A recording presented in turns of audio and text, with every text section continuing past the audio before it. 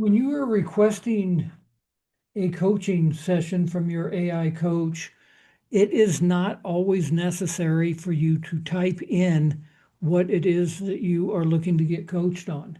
The examples I've been showing so far, I've been typing in or pasting in the responses or utilizing the practice scenario prompts, but you can actually just speak your input as well. This will depend upon your particular browser. If you are using Chrome or Safari, you should be fine.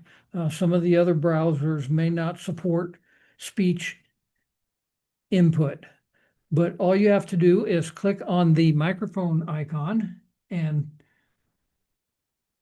speak your prompt. For example,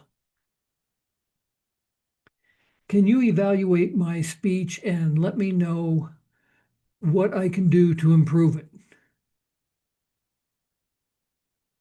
And you can see that that information has been put directly into the prompt space. So I can then upload my